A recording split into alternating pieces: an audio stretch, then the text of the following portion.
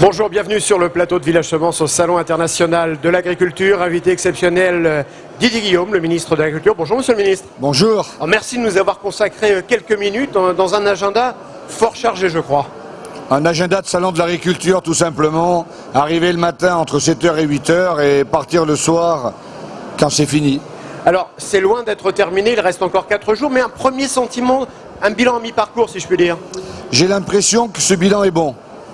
Il est bon par l'ambiance qu'il y a sur ce salon. Je crois que l'ensemble des filières présentes, des syndicats agricoles, des entreprises, propagent un discours positif. Et ils ont raison. Et les Françaises et les Français, les Franciliens, comme ceux qui viennent de province, ont envie de savoir, de comprendre. De quoi s'agit-il? Nous avons dans ce pays la meilleure agriculture d'Europe. Nous avons dans ce pays la meilleure alimentation du monde. Tout le monde nous l'envie. Alors il est temps d'en parler positivement. Il est temps de parler de la mutation de l'agriculture, de la transition agroécologique dans laquelle l'agriculture française est lancée, tous syndicats compris. Il est temps de parler de la qualité de notre alimentation qui est faite et qui est produite par l'ensemble des filières qui sont dans ce salon. Et c'est la raison pour laquelle, lorsque le rendez-vous entre les Françaises et les Français et la France agricole est réussi, c'est toute la France qui sourit. D'ailleurs, le soleil qu'il y a sur la France aujourd'hui le montre bien. Alors, il y a beaucoup de sujets dont on parle beaucoup dans ce salon de l'agriculture, et notamment ce sujet des fameuses NBT. Alors on nous dit que ce serait considéré, en tout cas c'est la Cour de justice européenne qui le dit, ça pourrait être un nouvel OGM. Vous en pensez quoi? On n'est pas en train de se tirer une balle dans le pied? Non, mais moi je ne peux pas en penser quelque chose tant qu'on ne sait pas ce que les scientifiques disent et tant que la Cour européenne de justice n'a pas fini son... Vous savez, aujourd'hui on parle beaucoup de sentiments des uns et des autres. Mais c'est la recherche qui doit primer. Et la recherche doit primer dans le cadre, par rapport au NBT, de la compétitivité internationale. La France ne vit pas dans un vase clos dans tous ses domaines agricoles. Et il faut que l'on se dise qu'il y a de la compétition économique, une compétitivité mondiale. Et que dans ce cadre-là, la France doit jouer avec les mêmes armes que les autres. On ne court pas un 100 mètres en ayant des boulets aux pieds. Ça, c'est évident. Mais en même temps, la transition agroécologique, la transition pour la meilleure protection de la planète, le principe de précaution doit aussi valoir. Donc c'est l'équilibre que moi j'essaie de donner entre la compétitivité, l'innovation et la transition. Alors, autre question, il y a 48 heures de cela, les professionnels, les producteurs de légumes, les producteurs de fruits ont une idée en disant pour inciter plus de consommateurs à consommer des légumes et des fruits frais, baissons la TVA, passons-la de 5,5 à 2%. C'est une proposition notamment d'Interfel. Ça vous paraît une bonne idée? C'est une proposition, nous sommes en période de grand débat, donc c'est une proposition. D'abord, on verra bien comment ça sortira. D'abord, le taux de TVA c'est européen, c'est pas national. Ensuite, ça se saurait s'il suffisait de baisser la TVA pour que les prix baissent. Le problème, ce n'est pas la baisse des prix, c'est la meilleure rémunération des producteurs, des agriculteurs, des éleveurs. C'est ça les états généraux de l'alimentation, c'est ce que nous avons fait dans la loi Egalim, ce sont les ordonnances que le gouvernement a pris récemment sur le seuil de revente à perte, sur les prix anormalement bas, sur les promotions et que nous allons continuer à prendre demain.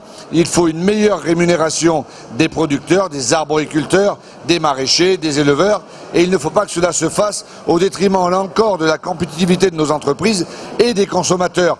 Parce que le producteur et le consommateur sont les maillons d'une même chaîne. Cette chaîne d'union de l'alimentation, elle doit être forte. Ce que les uns produisent, les autres le mangent. Et c'est pour ça qu'il faut travailler sur toute la chaîne, d'amont en aval. Alors on parle beaucoup de défiance, parfois même d'agribashing. Quand on est au salon de l'agriculture, on n'est plus du tout dans cette logique-là. On voit que les consommateurs, visiteurs sont avides de demandes d'informations, avides de goût, avides de sensations nouvelles. Bien sûr, moi, le thème du stand du ministère cette année que j'ai voulu, c'était « Ensemble, arrêtons l'agribashing ». Pourquoi? Parce que l'heure n'est pas à montrer du doigt tel ou tel.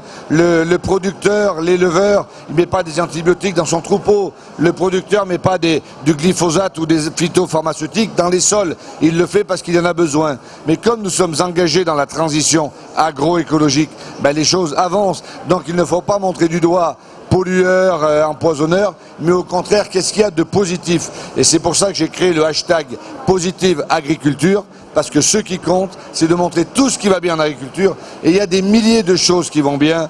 Donc, d'ailleurs, c'était votre première question, les visiteurs du salon s'en aperçoivent. Une dernière question, il y a bien entendu un grand moment, au moment du salon de l'agriculture, c'est l'inauguration par le président de la République.